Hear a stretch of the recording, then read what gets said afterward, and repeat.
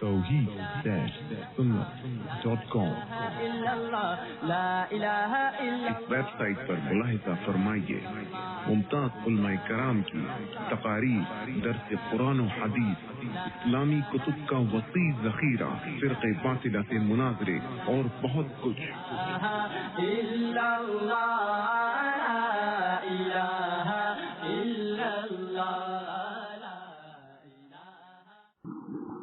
صدق اللہ مولانا العظیم۔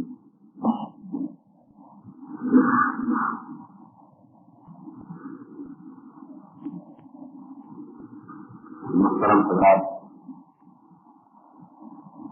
آج ہمارے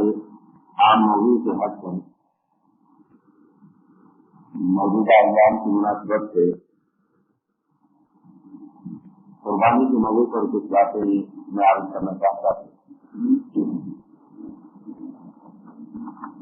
قربانی کے سلسلے میں کافی عرصے سے ایک آواز اٹھائی جاتی رہی ہے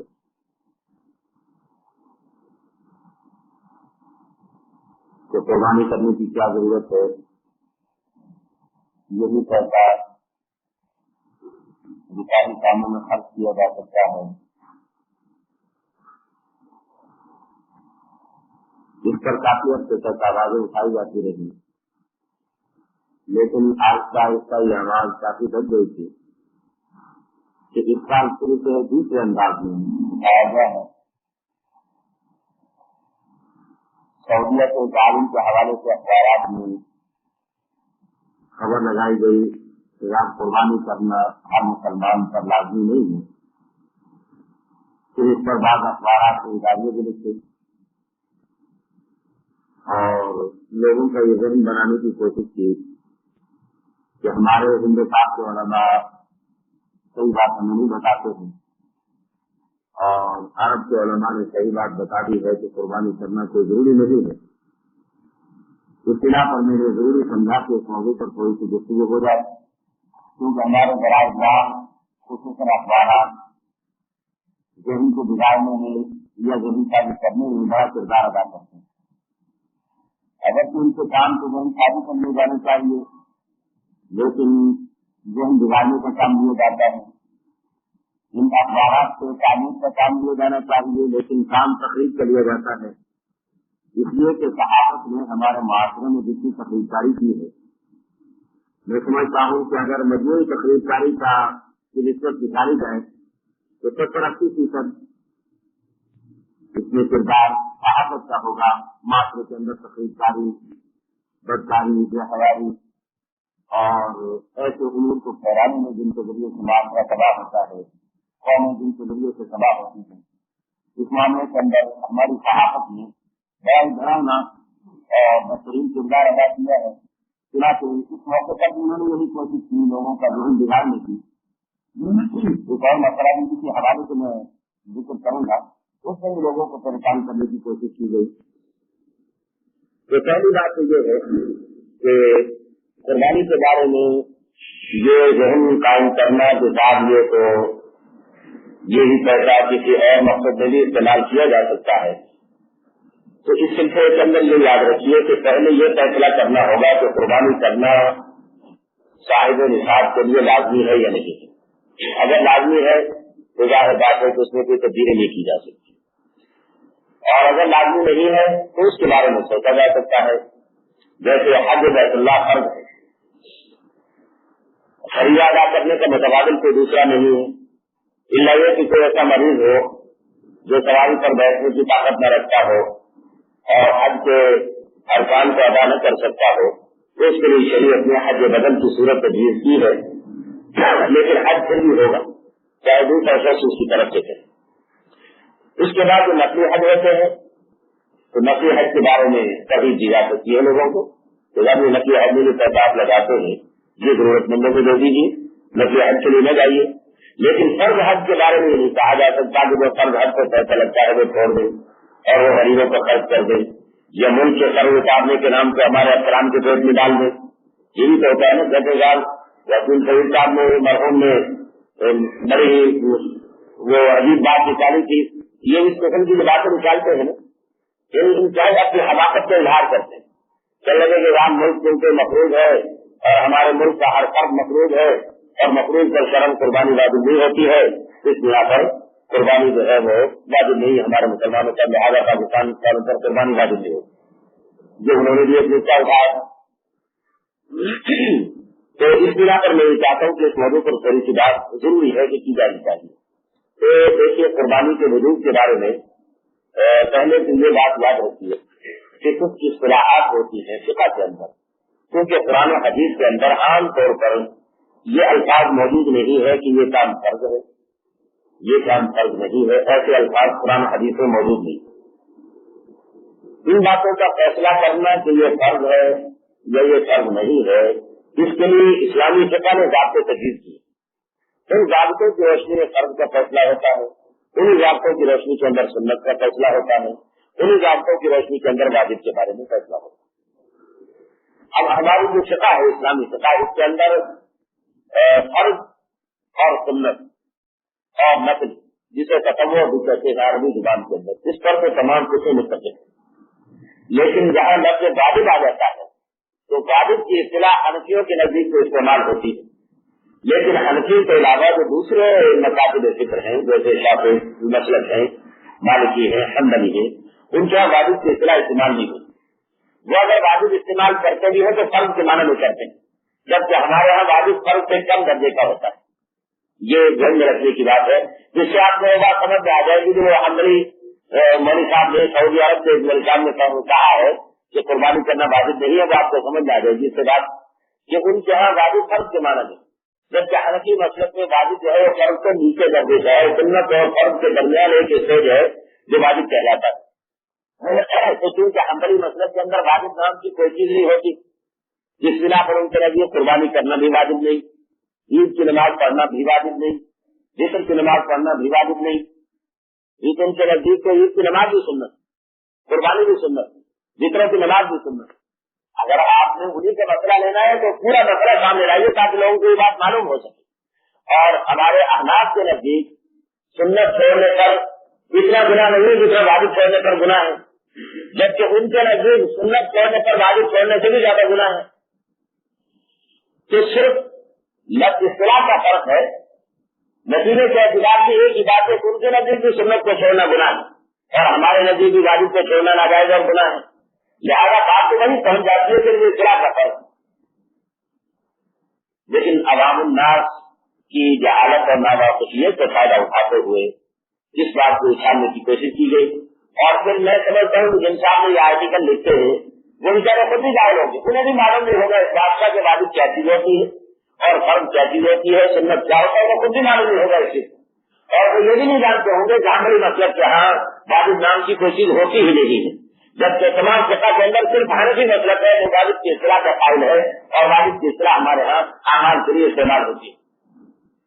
اور حج کے اندر بہت سے مسائل ایسے آئیں گے جن میں احناف جیسے واجب قرار دیتے ہیں، شفاعی اور حنابلہ جو ہے وہ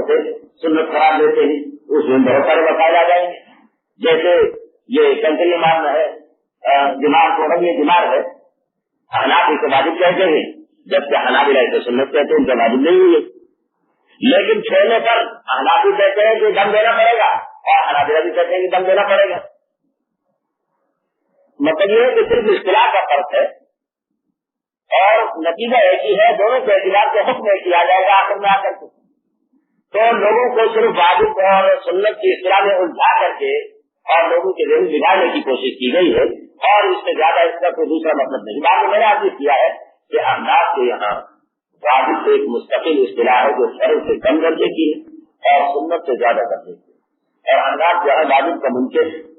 اگرچہ کافر نہیں ہے لیکن انتہائی گنہگار ہے، انتہائی گنہگار ہے احناف کی نگاہ میں واجب کا منکر۔ اب یہ احناف قربانی کو واجب کیوں کہتے ہیں؟ اس کی وجہ یہ ہے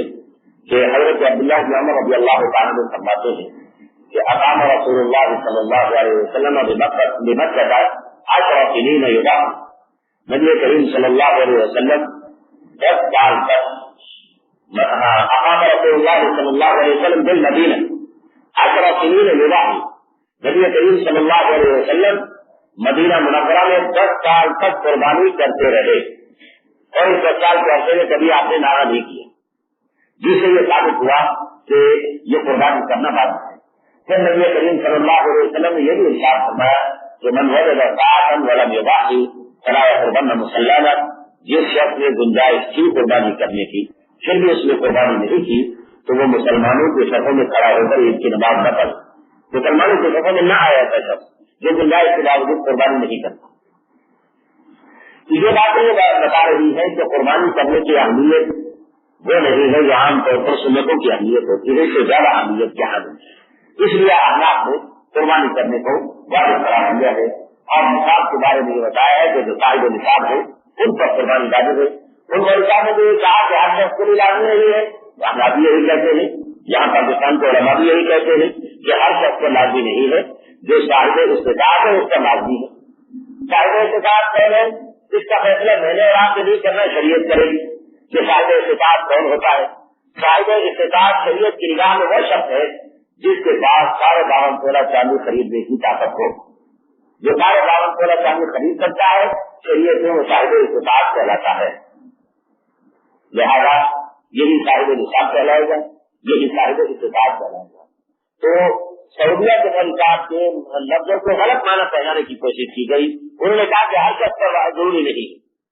پاکستان کے علماء بھی یہی کہتے ہیں کہ ہر شخص پر ضروری نہیں ہے، لہٰذا اس بات کو خواہ بڑھانے کی کوشش اور اس پر یہ کرنا بغیر یہ تو ہمارے علماء ہمیں کوئی مسئلہ نہیں بتاتے ہیں۔ یہ انداز یہ کہ تقریب کاری کا انداز ہے، یعنی یہ انداز بھی غلط انداز اختیار کیا جائے تو بہت درست قربانی کرنا صاحب نصاب کا بات۔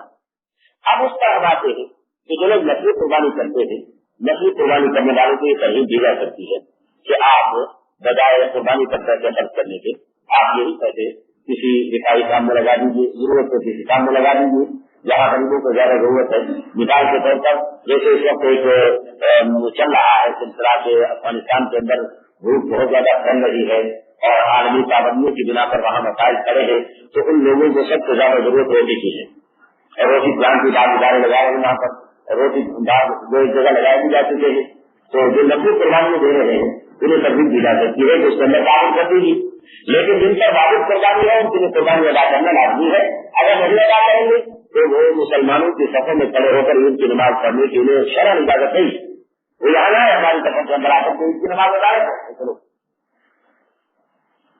دوسری بات یہ ہے کہ جو کہا جاتا ہے کہ آپ یہی کہتا ہے کسی عیسائی کام میں لگا دیا جائے، تو پہلی بات میں یہ پوچھنا چاہتا ہوں کہ کیا قربانی کے علاوہ اور ہمارے یہاں ایسے فائدات نہیں کہ جنہیں کاٹ کر اور ان کے ذریعے سے خدمت خلق سے کام کر دیے جائے، رفاہی کام کر دیے جائیں۔ مثال کے طور پر ابھی جو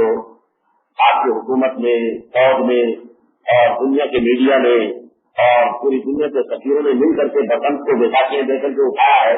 اور اس کو سہارا دے کر کے لے کے کھڑے رہے ہیں اور لاہور کے اندر بڑے زور شور سے منایا گیا ہے، ہماری حکومت نے مکمل اس کے اندر تعاون کیا ہے اور ہمارے چیف ایگزیکٹو باقاعدہ اسلام آباد سے سفر کر کے لاہور پہنچے ہیں اس مبارک کام میں شرکت کرنے کے لیے، تو اس پہ جو خرچہ ہوا ہے ہمارے اخبارات نے ایک اندازہ لگا کے بتایا کہ 7 ارب روپیہ خرچ ہوئے۔ آپ مجھے بتائیں کہ قربانی سے کتنا خرچ ہوگا پورے ملک میں؟ میرے اندازے اس کے قریبی ہوگا اگر اس کا حساب لگایا جائے۔ وہ 7 ارب روپئے کے پسند پر وہ خرچ کیے گئے اور ہمارے چیف ایگزیکٹو صاحب نے ماشاء اللہ بیان بڑا خوبصورت دیا ہے کہ آپ کس سے غریبوں کا روزگار غریبوں کو فراہم ہوا، غریبوں کی پسندیں بھی کی، حالانکہ وہ پسندوں کا پیسہ بھی کسی موٹے پیسے والے کو ملا ہوگا، وہ بھی کسی غریب کو نہیں ملا ہوگا۔ ظاہر ہے کہ جو پسندیں باہر کے سفیروں نے اڑانی ہے اور ہمارے چیف ایگزیکٹو صاحب نے جس پسند کی زیارت کرنی ہے، جس روڈی کو ہلانا ہے، وہ کسی غریب کے ہاتھ کی تیار شدہ نہیں ہوگی۔ اگر غریب کے ہاتھ سے بڑھیں گے تو وہ ہمارے چیف ایگزیکٹو صاحب کے ہاتھ سے نہیں لگ سکتے، وہ قابل نہیں ہوگی۔ تو کیوں آخر اس سے نہیں کیوں نہیں آواز اٹھائی جاتی؟ یہ والا خرچ جو کیا گیا ہے 7 ارب روپئے یہ کسی ملک کی مفاد کے پروجیکٹ کے اندر لگا دیا جاتا، یہ یہی پیسہ ملک کی قرضہ ادا کرنے کے استعمال کر دیا جاتا۔ یہ ایک میں نے مثال دی، اس کے علاوہ آپ جس سے مثالیں لے لیجیے، ابھی محرم شریف آئے گا،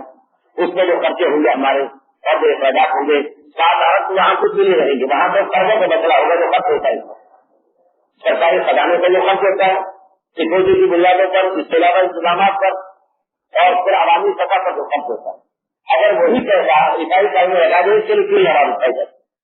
جبکہ شریعت اس کے بارے میں شریعت کا کوئی حکم نہیں، یہ سب ہمارا اوپر پہ کھڑا ہوا، اس کے لیے کیوں نہیں آ کر ہمارے ذرائع اللہ والا بات اٹھا؟ کیا انہیں شعور نہیں؟ ایسی بات ہوئی کہ شعور نہ ہو، وہ جانتے ہیں کہ تو تقریب میں نہ گرا، قربانی والا پیسہ جو تعلیم میں لگا وہ بھی تقریب کی طرف لے جانا ہے، اس بنا پر اس کے خلاف کیوں بچا جائے؟ میں بھی کہتا ہوں کہ محرم میں ربیع الاول میں جو کچھ ہم کرتے ہیں وہی پیسہ ان لوگوں کو وصول کر کے اور میلاد النبی کے نام سے ایک برج تعمیر کرا دیا جائے ہمارے کراچی والوں کی ضرورت کے لیے، یا پانی کے لیے پلانٹ لگا دیے جائے، واٹر پلانٹ لگا دیا جائے، پانی سمندر کا پانی قابل استعمال بنانے کے لیے، وہی پیسہ کربلا کے نام سے ایک واٹر پلانٹ لگا دیا جائے، وہ وہی پیسہ سارا ڈالا لگا دیا جائے، لیکن آپ دیکھ لیجیے گا کبھی تیار نہیں ہوں گے، نہ ہمارے ذرائع اسلام اس کو بولیں گے اور نہیں لوگ کیوں، اس لیے کہ وہ تو تقریب میں جائے گا،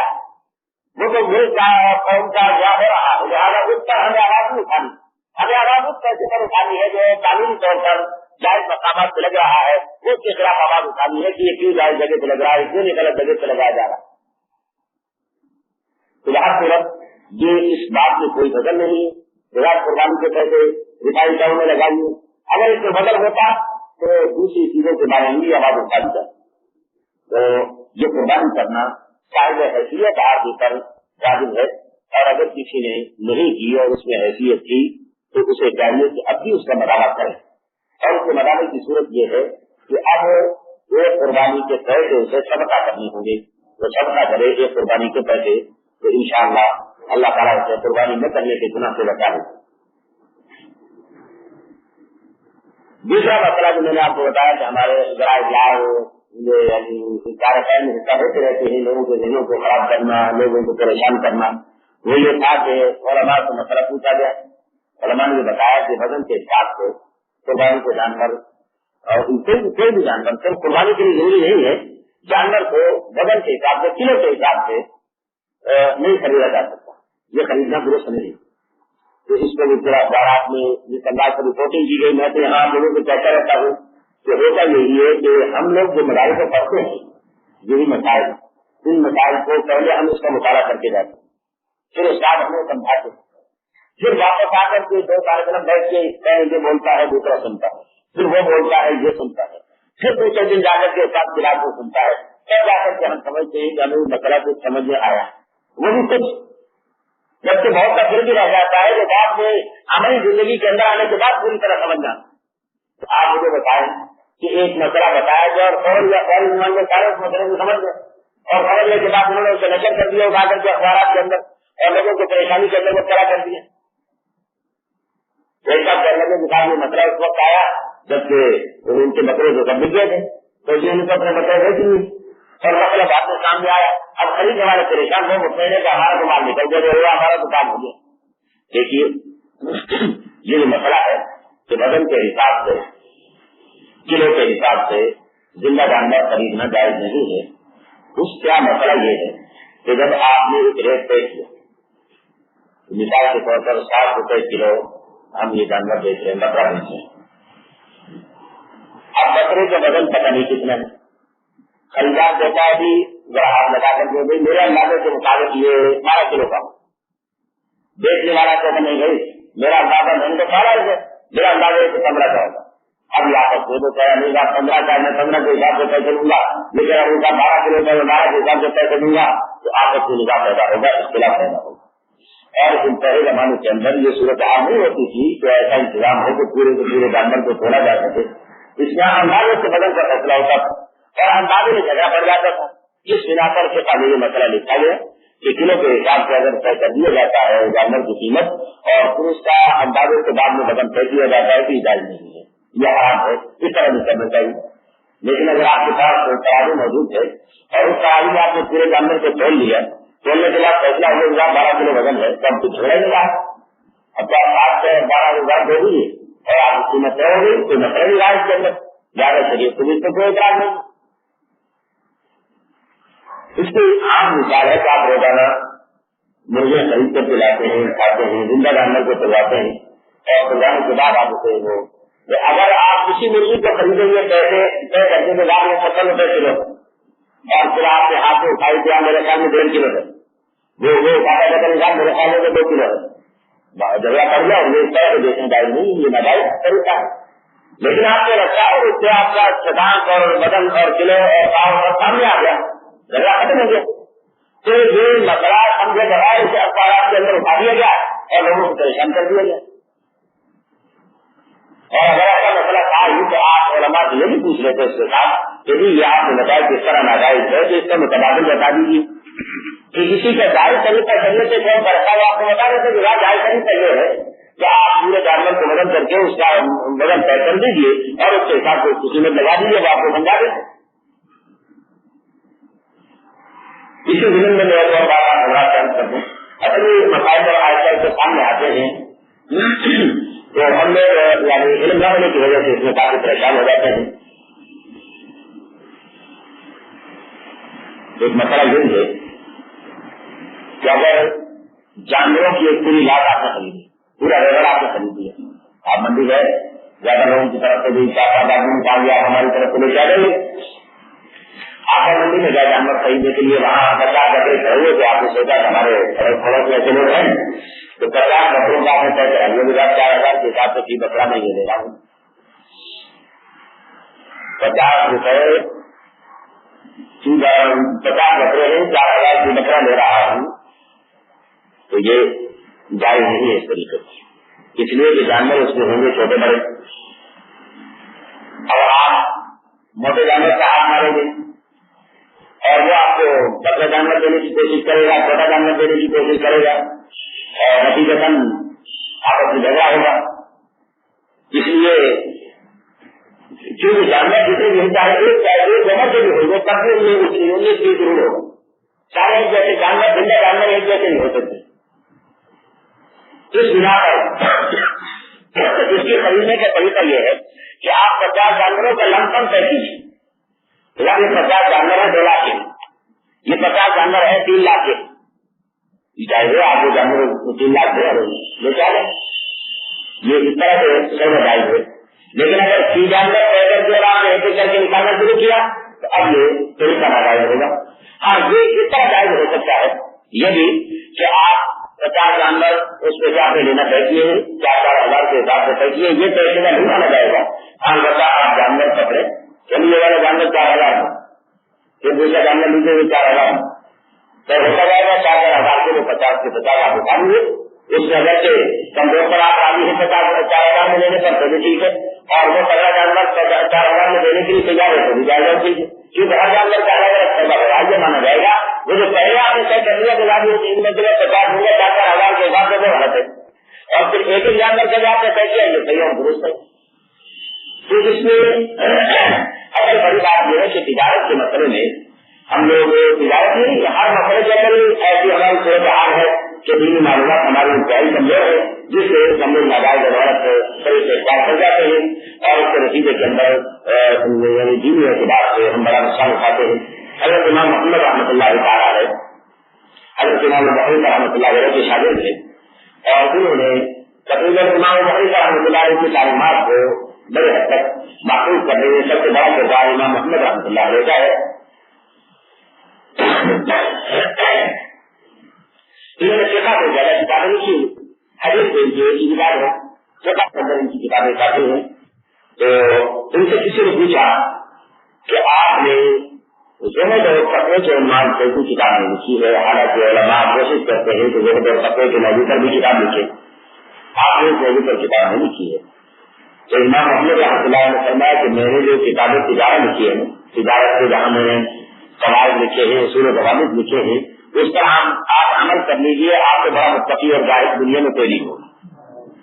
تجارت کو اگر انسان جائز طریقے سے کر لے اور حرام مال کو پیٹ کے اندر ڈال دے تو اس سے بڑا متقی اور پرہیزگار کوئی انسان ہے ہی نہیں۔ اس بنا پر تجارت کے موضوع پر خاص طور پر ہم لوگوں کو توجہ دینی چاہیے، اور پھر اس میں کچھ مسائل بھی ہیں۔ مسائل یہ ہے کہ ہمارے علماء آج کل تجارت وغیرہ میں چونکہ براہ راست ملوث نہیں ہوتے، اس بنا پر جن مسائل میں وہ عملی طور پر یا پریکٹیکلی ملوث نہیں ہوں گے ان مسائل کی وضاحت کرنے میں بھی وہ کمزور ہوں گے۔ وہ قدیم سے پوری وضاحت کر سکیں گے جب کاروباری مسائل کو بھی سمجھتے ہو، یعنی کاروباری شریعت کو بھی جانتے ہو اور شریعت کے مسائل کو بھی جانتے ہو، اور پھر اس کے مطابق وہ لوگوں کو صحیح راستہ بتا سکتے ہیں۔ تو اس بنا پر بہت یعنی انتہائی تاریخ موضوع اور مسئلہ ہے، چونکہ اس کا تعلق قربانی کے ساتھ بھی تھا، تو اس بنا پر میں نے اس کے بارے میں اس بات کی وضاحت کر دی ہے۔ اور دوسری بات میں نے آپ کو یاد کی تھی کہ واجب کے موضوع پر کہ وہ تو عید کی نماز پڑھنا بھی صرف حرضے کے نزدیک واجب ہے، شافی مطلب ہے یا حنبلی مطلب ہے اس کی نماز پڑھنا بھی واجب نہیں، لہٰذا اس پر بھی جہاں اگر کوئی نہ پڑھے اس کی نماز وہ لازمی نہیں، جو پڑھ لے تو پڑھ لے، لیکن ہمارے کچھ واجب ہے، اللہ کا بڑا گنہگار ہوگا، اس بنا پر اس کا اہتمام کرنا لازمی اور ضروری ہے۔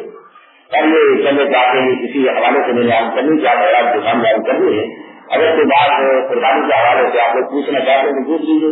پھر بات کر لیتے ہیں۔ تو پھر بات چھٹی کرنی ہے، 10 کی بھی چھٹی ہم نے کرنی ہے، اسے ملاقات کا بہانا بن جائے گا۔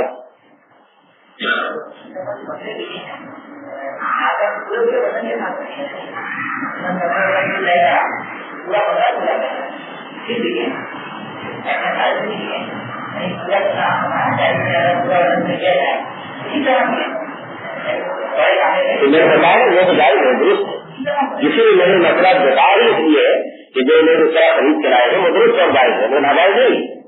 ناجائز وہ ہے جو 1 کلو کا حساب طے کر کے اور اندازے کے ساتھ آیا جائے، لیکن جب اس کا بدل مکمل ہو گیا سامنے آ گیا تو اس کا لینا جائز ہے۔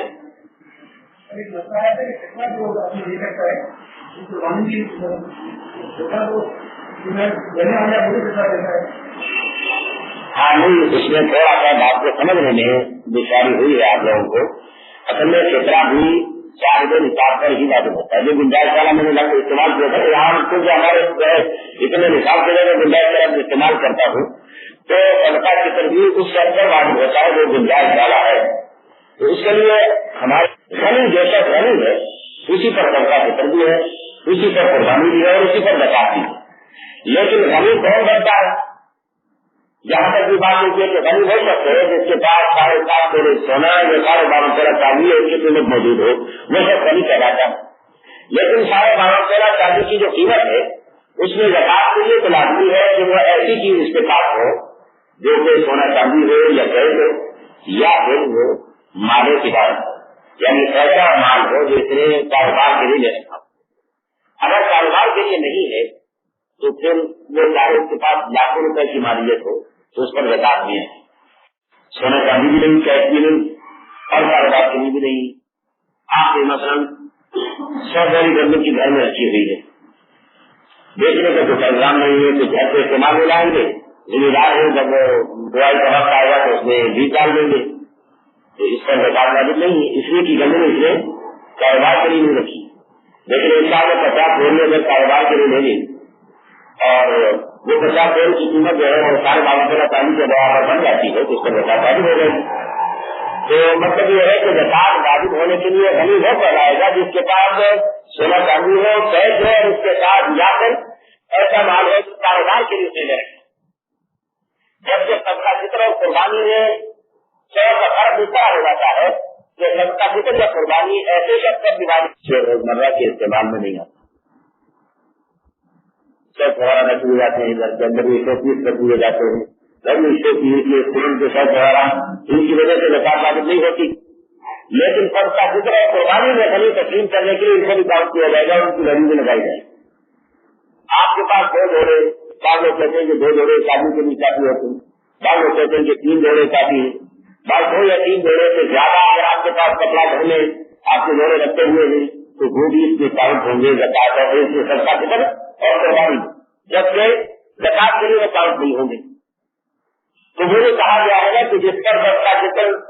واجب ہے اسی پر قربانی واجب ہے، اس کا یہ مطلب ہے جو میں بتا رہا ہوں۔ یہ مطلب نہیں ہے کہ جو صدقہ فطر دے سکتا ہے صدقہ فطر میں 25 روپئے ہے، یہ دینا چاہتے کے لیے آسان ہے تو قربانی بھی دے، یہ مطلب نہیں ہے اس کا، بلکہ مطلب اس کا یہ ہے کہ صدقہ فطر اور قربانی کے لیے جو نصاب یا جس شخص کو غنی تسلیم کیا جاتا ہے اس کے نصاب کے لیے جو شرائط ہیں وہ والی شرائط نہیں ہے جو زکات کی شرائط کو ذرا کرتے ہیں، اور اس میں ذرا نرمی ہے اور اس سے کم ترجیح آدمی یعنی دوسرے چیزوں کو بھی شمار کر لیا جاتا ہے، اس سے صاحب نصاب ہونے کے لیے۔ توحید-سنت.com دوسری بات یہ عام طور پر بات لوگ اٹھاتے ہیں کہ بعض یہ قربانی میں تو پیسہ کافی خرچ ہوتا ہے اور ایک بکرا جو 500 سے 1000 کا بکرا ملتا ہے اور تو یہ تو کافی بھاری پڑ جاتا ہے. تو ضروری نہیں ہے کہ آپ 5,000 کے بچہ خریدیں. اس میں چکسا کے باوجود مہنگائی سے میرے علم میں ایسے لوگ موجود ہیں کہ جنہوں نے جانور خریدا ہے 6,000 سے، گائے خریدی 6,000. آپ اس کی کٹائی وغیرہ کے کیا لگا رہے ہیں؟ کتنے پیسے لیے ہوں گے؟ آج چلا ہوگا گائے چڑھائی 1200-1500 800 بھی ہے. 1,000 لگا دیجیے تو 6,000 کی جتنے گائے خریدی ہے 1,000 اس کی کٹائی دے دیجیے. اس میں 7,000 ہو گئے، پھر 7,000 روپئے پڑ گیا. تو آپ کے 7,000 کے بکرے کے پیچھے کیوں پڑتے؟ آپ 1,000 کا ایسا ڈالیے باڈی لگا کرنا ہے. اس کے لیے ضروری نہیں ہے کہ آپ ضرور دکھاوا کریں گے 7 لاکھ کا بیل ہونا چاہیے یا 1.5 لاکھ کا بکرا ہونا چاہیے. یہ تو کوئی ضروری نہیں ہے.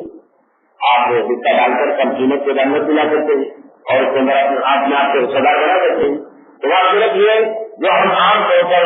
بعض ادھر کے لوگوں کی آواز سن کر متاثر ہو کر کے یہ ہم کر لیتے ہیں. تو یہ ان باتوں کو ہونا نہیں. اگر اور کریں ہم اپنی عقل سے استعمال کر کے تھوڑا سا اور کریں تو ہمیں پتا چل جائے گا کہ ان باتوں کے اندر کوئی بدل ایسا نہیں پایا جاتا. دوسری بات یہ ہے کہ اس زمین کے اندر میں آپ بڑا خیال کر دوں کہ جس میں قربانی کے مسئلے میں ہمارے یہاں ایک کوتاہی اور ہوتی ہے کہ آج کل کچھ تو یہ دیکھ کر کہ یہ آمدنی کا بڑا موقع ہے، بڑا موقع ہے، کچھ اس بات کو سامنے رکھ کر کے اور کچھ اس بات کو سامنے رکھ کر کے مذہبی تنظیموں کو مالی مدد ملتی ہے. تو اگر ہم اس میں شامل ہو جائیں گے تو مذہبی تنظیموں کی یا مذہبی اداروں کی مالی معاونت متاثر ہوگی. تو ان کا جب ان کی معیشت متاثر ہوگی تو وہ کمزور کریں گے. اس بنا پر بعض اسلام دشمن عناصر بھی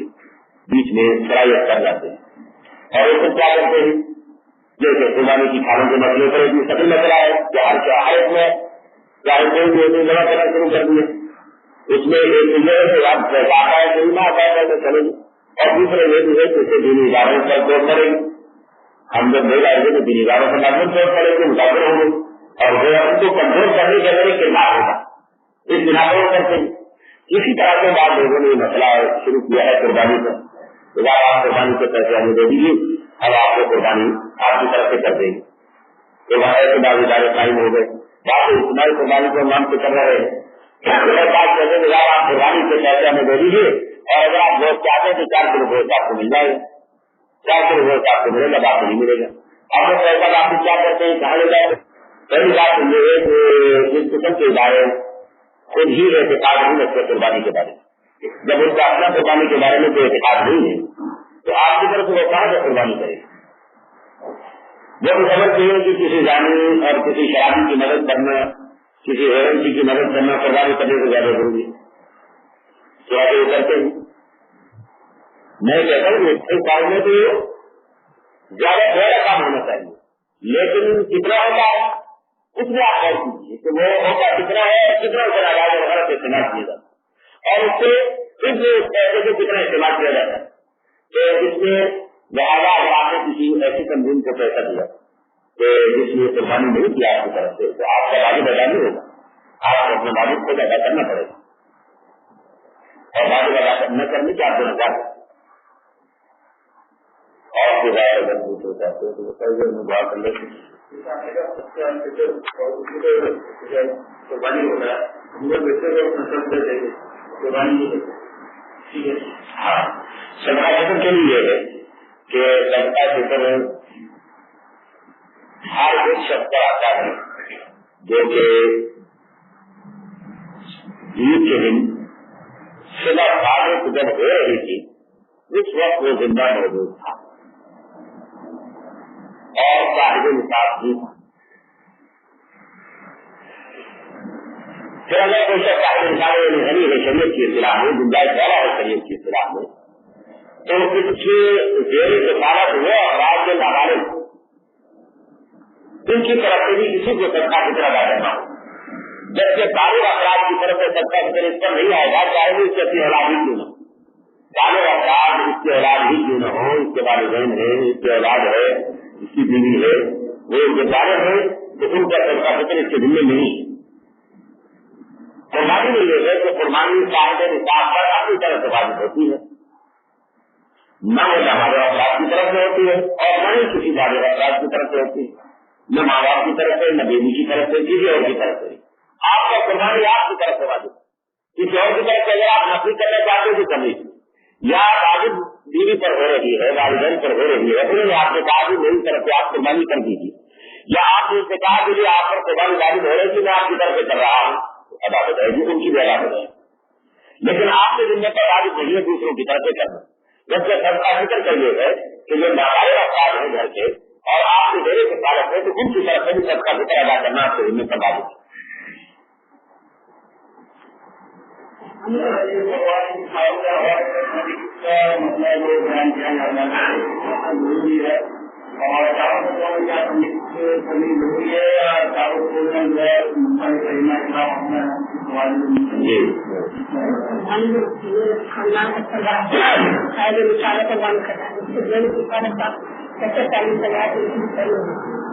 کیا میں نے سمجھا بات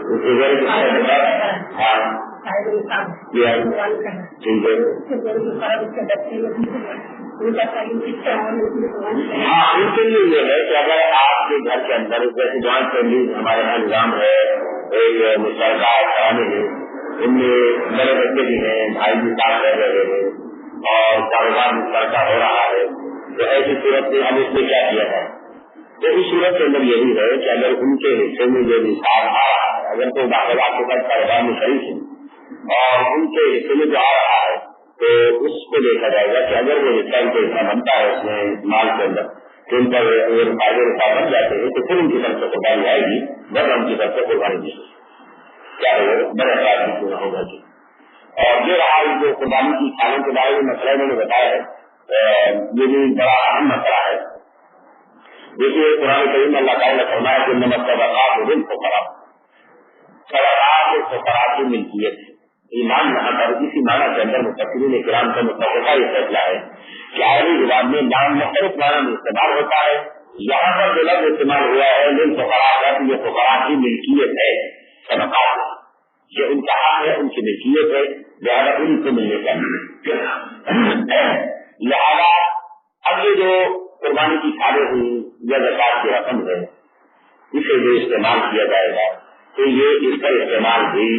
مسکین اور غریب جو فقیر شریعت کی نگاہ میں فقیر ہے وہی اس کا مستحق بنتا ہے، اسی کو ملنا چاہیے،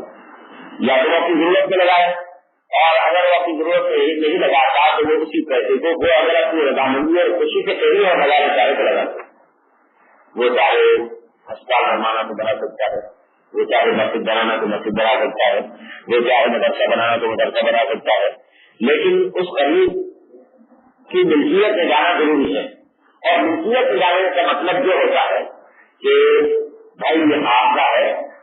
آپ جہاں چاہے اسے استعمال کرو، یہ آپ کا ہو گیا، اب آگے کو بندہ نہیں کھڑا ہونا چاہیے، وہ تو مجبور کرنے کے لیے نظام واپس جمع کرا دے، وہ خود پر آزادی ہونی چاہیے کہ آپ کا ہو گیا، آپ جہاں چاہیں چلے۔ اب اگر وہ اپنی رضامندی سے وہ دے رہا ہے اسپتال کے لیے یا کسی ڈاکٹر کو تنخواہ دینے کے لیے یا کسی اور مقصد کے لیے انہیں استعمال کیا جا سکتا ہے، لیکن اگر ایسا نہیں کیا جاتا تو کیا ہے کہ جب غریب کی ملکیت میں نہیں گیا تو وہ اس کا استعمال جائے گا، جیسے بات تنظیمیں آج کل یہ کر رہی ہے تو ہماری کمیونٹی کی کھانے جو ہے وہ ہماری کمیونٹی کے اندر بھی استعمال ہونی چاہیے۔ اس کے لیے انہوں نے کیا اپنی کھانے جمع کرنی اور کھانے جمع کرنے کے بعد انہیں بیچا گیا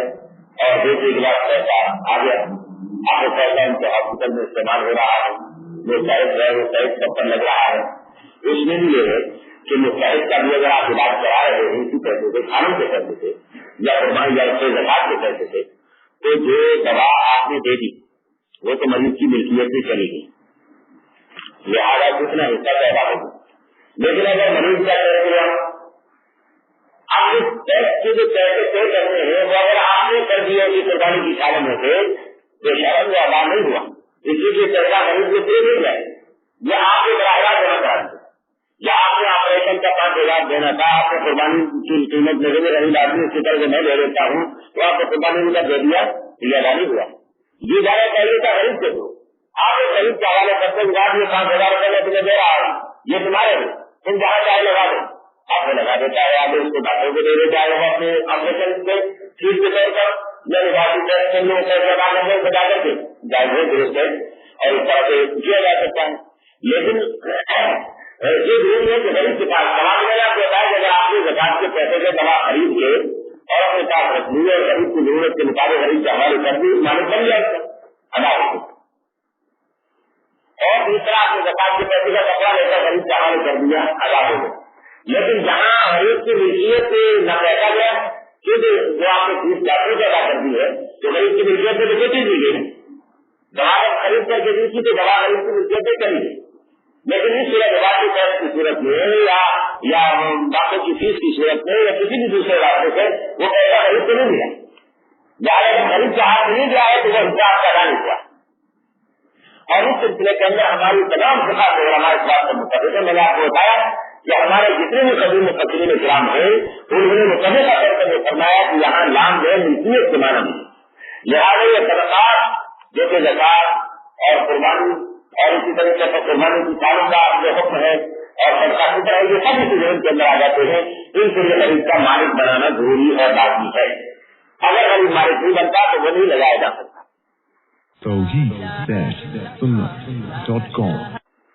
مدارس میں جو استعمال کیا جاتا ہے تو اس میں یہ یاد رکھیے کہ عام طور پر کوشش یہ کی جاتی ہے کہ یہ والا پیسہ جو آتا ہے زکات ہم یہ قسم کا کہ یہ طلبا کے کھانے میں استعمال ہو جائے یا طلبا کے علاج معالجے میں استعمال ہو جائے یا طلبا کے لیے لباس خوراک کے لیے استعمال ہو جائے. لیکن بعض جگہ اگر عمارتیں بھی لگاتے ہیں تو اس کا طریقہ کار یہی کیا جاتا ہے کہ کسی شخص کو کے ذریعے سے استعمال کیا جاتا ہے یا تو طلبا کو یا کسی اور غریب کے ذریعے سے جو اس کو بھیج دیا جا رہا ہے. آپ کو سمجھا دیا جاتا ہے کہ یہ آپ کا ہے آپ کی ملکیت ہے آپ اسے چاہتا ہے استعمال کریں اور پھر اس سے ترغیب دے دی جاتی ہے کہ آپ اگر چاہیں تو ہمیں ضرورت ہے مگر پھر استعمال کرنا چاہتے ہیں اگر آپ اس کو دینا چاہیں تو آپ کو خراب ہوگا اور وہ دے دیتا ہے تو لگا دیا جاتا ہے. لیکن جہاں اس کے علاوہ دوسرے طریقے استعمال کیے جاتے ہیں جیسے مشہور ہے جو پہلے بعض لوگ بڑی سمجھداری کا مظاہرہ کرتے تھے زکات نکالنی ہے. زکات نکالنے کے لیے کیا کیا کہ ایک شخص کے 10 کلو کا دھن ملتا اور اس کے اندر 1 لاکھ روپے کے نوٹ ہم ڈال دیے دبا دیے تو غریب آیا اس کو کہا دیں گندم میں زکات کو دینی ہے وہ اسے اٹھا لیا لے کے جانے لگا تو آپ ایک اندر بیٹھا ہے بھائی لیکن لے کے جا رہے کتنے کا 10 کلو گندم کے پیسے لگاتے 10 کلو کے پیسے دیے اور لے کر چاہ رہے 10 لاکھ روپے ویسی بات لوٹ چاہ رہے آپ کے پاس 10 کلو گندم آپ نے خریدی 10 لاکھ روپے لوٹ کے آپ کے پاس آ گئے. تو اس قسم کی چکر بازیاں کر کے بھی تبلیغ کرا کے اختیار کیا جاتا ہے کہ یہ ناجائز اور غلط ہے چاہے کوئی مغربہ کرے چاہے کوئی افغانہ کرے چاہے کوئی بھی کرے کوئی مذہبی تبدیل کرے کوئی بھی کہے گا یہ طریقہ غلط ہے. جو اس طرح سے کیا جاتا ہے جس میں غریب کو پورے اختیارات نہیں دیے جاتے اور پورے اختیارات دیے بغیر پیسہ اس کو لے لیا جاتا ہے تو یہ طریقہ کیا غلط ہے. اعوذ باللہ من الشیطان الرجیم بسم اللہ الرحمن الرحیم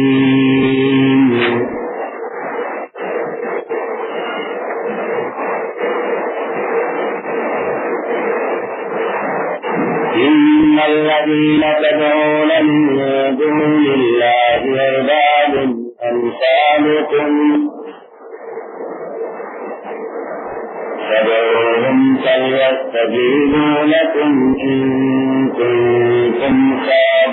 صادقين. ألهم أرجل يمشون بها أم لهم أيد يبطشون بها أم لهم أعين يبصرون بها أم لهم آذان يسمعون بها قل ادعوا شركاءكم ثم كيدون فلا تنظرون إن ولي الله الذي نزل الكتاب وهو يتولى الصالحين والذين تدعون من دونه لا يستطيعون نصركم ولا أنفسهم ينصرون.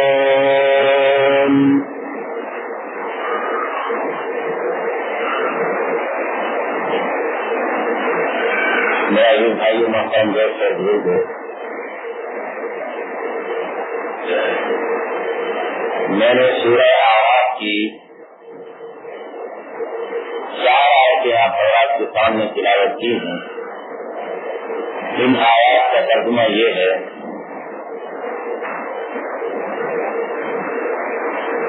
کہ جنہیں تم لوگ اللہ کے علاوہ پکارتے ہو وہ تمہارے جیسے ہی بندے ہیں، انہیں تم پکار کے تو دیکھو،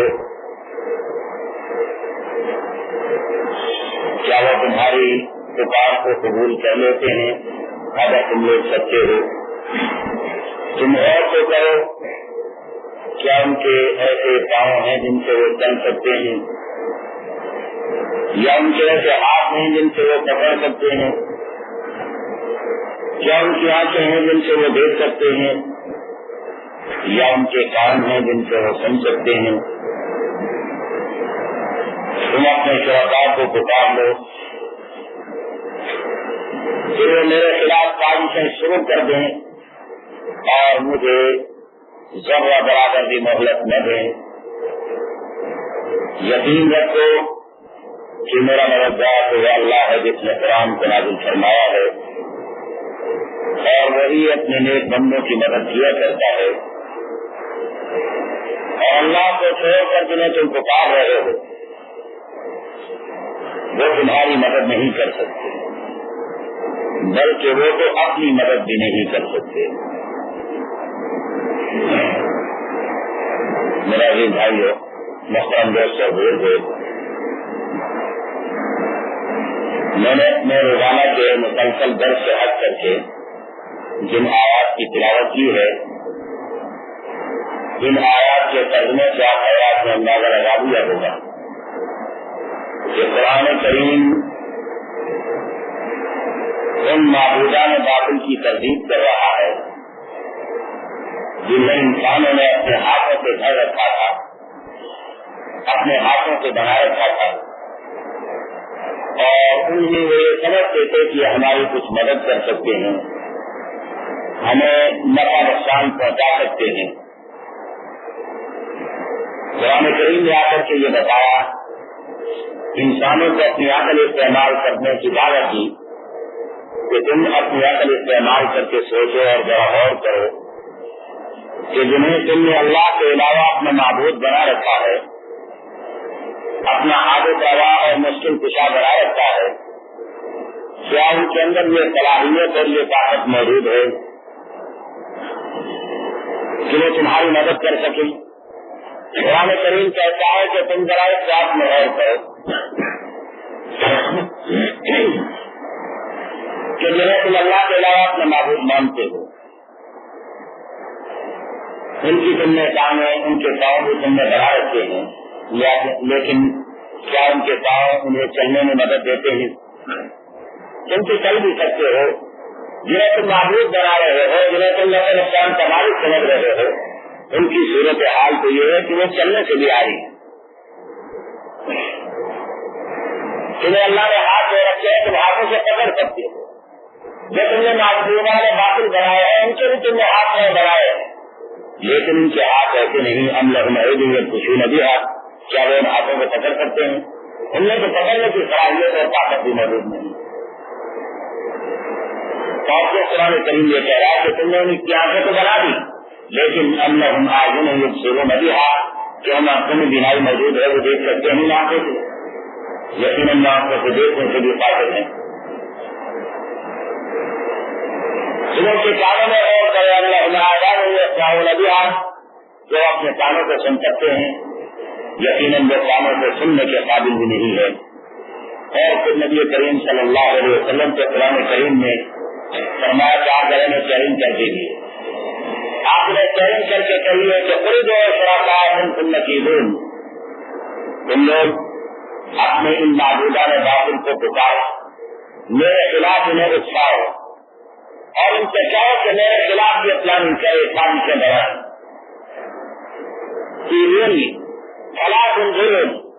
میرے خلاف سازشیں بنا لیں، اور دوسری بات یہ ہے کہ مجھے مہلت بھی لگے، میں بغیر کسی مدد کے میں چیلنج کر رہا ہوں کہ میرے خلاف جتنی سازشیں چاہے کر لے، جتنی پلاننگ چاہے کر لے، جب اللہ نے مجھے بچانے کا فیصلہ کر رکھا ہے اور اللہ کی توحید بیان کرنے والوں کو اور اپنے بندوں کو بچایا کرتے ہی یہ قدرت کا نظام ہے۔ جب اللہ مجھے بچانے والے ہوں تو یاد رکھو جنہیں تم اپنے نفع نقصان کا مالک سمجھتے ہو، میرا تو یہ کیا بگاڑیں گے، یہ تمہارے کسی کام نہیں آ سکتے۔ قرآن کہتا ہے تمہارے تو یہ کیا کام آئیں گے، یہ اپنی بھی مدد نہیں کر سکتے اور اپنے آپ کو بھی نہیں بچا سکتے۔ قرآن کریم نے دوسرے مقام پر یہ کہا ہے کہ آئیے اللہ بری دفعہ کرم ختم رہا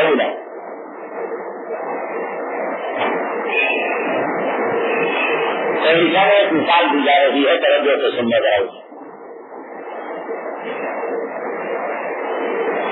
ان الذين تدعون من دون الله لا يخلقوا ذبابا ولو اجتمعوا له۔ قرآن کریم کا انداز بھی ایسا انداز ہے کہ انسان کو دیا کر یا عقل کا کوئی فائدہ بھی ملا ہے استعمال کرنے کے لیے، بشرطے کہ وہ اس عقل کو استعمال کرنے کے لیے تیار ہو جائے۔ تو میں حلقیہ کہتا ہوں کہ انسان جس ترقی سے بعد آنے تو ہے ہی، انسان کبھی اس ترقی کا تصور بھی نہ کرے۔ قرآن کریم یہ کہتا ہے کہ جنہیں تم اپنا معبود سمجھتے ہو نہیں اپنے پورے بات وہ یہ تو ایک مچھی بھی پیدا نہیں کر سکتے اگر کہ ساری دنیا کے معبود ساری دنیا کے وہ بھی قبضے کر کے رکھ دیے جائے اور ان کو یہ کہا جائے کہ ایک مچھی پیدا کر کے دکھا دیں تو ان کے اندر اتنی طاقت نہیں کہ ایک مچھی بھی تیار کر سکے۔ نہیں اپنے کو بدادم والا تباہی وہی ایک لوگ ہمیں دوبارہ صحیح لا يستنقذوه منه۔ اگر کوئی مچھی ان سے کوئی چھین لے، کھانے بناتے ہیں، تہواریں چڑھاتے ہیں، نظر نیازیں تیار کر کے لے جا کے ان کے آگے رکھتے ہیں۔ قرآن کریم کہہ رہا ہے کہ مچھی کو بنانا دور کی بات ہے، اللہ کی پیدا کردہ کمزور مخلوق مچھی جو انتہائی کمزور مخلوق یہ اگر ان کے سامنے رکھے ہوئے کھانے کا کچھ حصہ اٹھا کے لے جائے کہتا ہے کہ یہ ہمیں دلاؤ شیئن اگر مچھی پیڑ کو اٹھا کے لے جائے یا ان میں اتنی بھی ہمت نہیں کہ وہ کھانا مچھی سے واپس لے سکے اور مطلوب تمہارے مانگنے والے بھی کمزور ہیں اور جن سے تم مانگتے ہو وہ بھی کمزور ہے۔ قرآن کریم میں یہ شکانہ عقائد کی بھجیاں بچوری ہیں آیات کے اندر اور یہ بتایا ہے کہ اللہ کے علاوہ جو ہے دنیا اپنے معبود سمجھتی ہے، ان معبودوں میں کوئی جرأت اور کوئی طاقت اور ہمت نہیں۔ یہ معبودہ باطل ہے کیا؟ یہ کیا چیزیں ہیں جنہیں پکارا جاتا ہے اور جنہیں اپنا حاجت روا اور مشکل کشا سمجھا جاتا ہے، جن سے اپنی ضرورتوں کو پورا ہونے کے بارے میں تصور کیا جاتا ہے، یہ ہے آخر کیا چیز؟ حضرت عبداللہ بن عباس رضی اللہ تعالیٰ عنہ فرماتے ہیں کہ جس ترقی کی ابتدا اس طریقے پر ہوئی ہے کہ اللہ کا بندہ انتقال کرنے کے بعد کسی کو خواب میں نظر آ گیا، اس نے خواب میں کوئی بات کہی اور یہ عملی زندگی میں پوری ہو گئی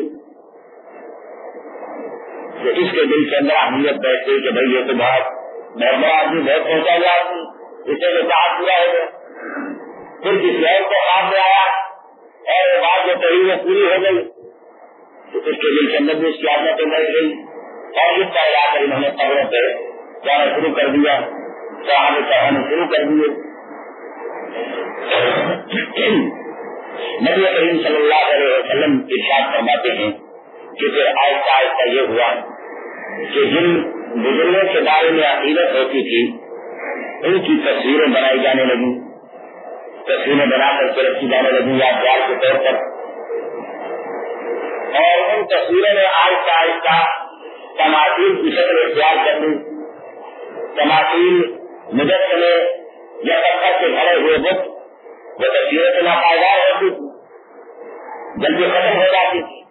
لہٰذا پتھروں سے ان کی شکلیں صورتیں تراشی جانے لگ گئی اور انہیں عقیدت کے طور پر گھروں میں یادگار کے طور پر رکھا جانے لگا۔ لیکن چلتے چلتے عملی مسئلے کو یہ معلوم نہیں کہ کیوں رکھا گیا ہے، انہوں نے اس کی ترقی شروع کر دی اور اس طریقے پر یہ عبادتیں شروع ہو گئی اور اس کی ابتدا ہوئی ہے حضرت شیس علیہ السلام کے دور سے. حضرت شیس علیہ السلام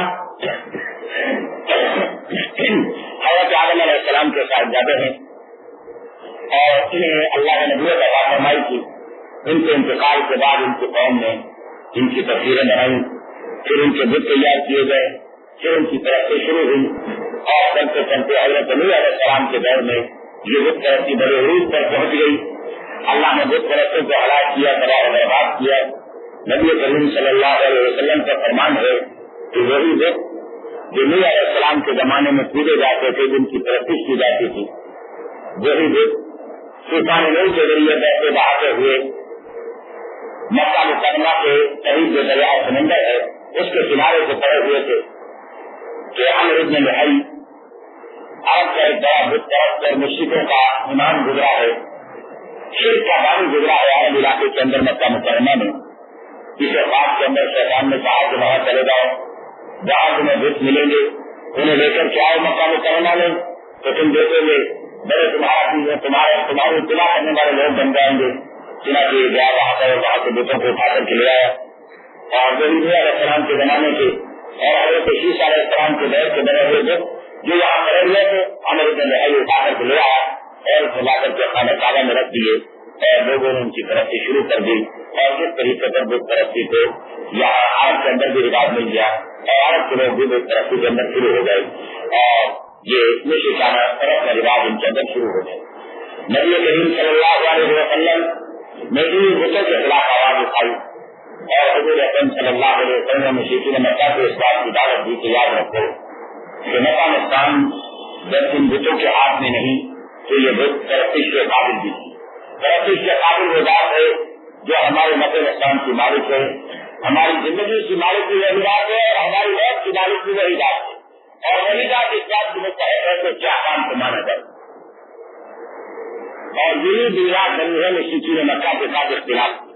ورنہ مشرکین مکہ تو کوئی اعتراض نہیں تھا. ان کا کہنا یہ تھا کہ آپ اچھے آدمی ہیں, اچھی باتیں کرتے ہیں, بس آپ ہمارے بتوں کو چھوڑ دیجیے اور آپ جو چاہے کرتے رہیے, ہم آپ کی کسی بات پر اعتراض نہیں کرتے. ابو طالب سے جا کر جن لوگوں نے یہی کہا کہ نبی کریم صلی اللہ علیہ وسلم کو سمجھا دو کہ ہمارے بتوں کو برا بڑا کہنا چھوڑ دیں اور جو چاہے کرتے رہے, ہم ان پر کوئی اعتراض نہیں. قرآن کریم نے ایک ان بتوں کے بارے میں انداز یہ اختیار کیا ہے کہ یہ ثابت کیا ہے کہ یہ بت کوئی حیثیت نہیں رکھتی. وہ بت جن سے نہیں اڑتی ہے اپنی ناک کی رکھی, وہ بت جن سے نہیں اڑتی ہے اپنی ناک کی رکھی. خدا کی شان وہ بھی ہے خدا کے متقینوں میں, انہیں بھی اللہ کے برابر قرار دے دیا گیا ہے. جن بتوں کی اپنی حیثیت یہ ہے کہ وہ اپنے بننے میں اور اپنے بگڑنے کے اندر دوسرے انسان کے محتاج ہے, اپنے عادت کے محتاج ہے, اپنے بندے کے محتاج ہے.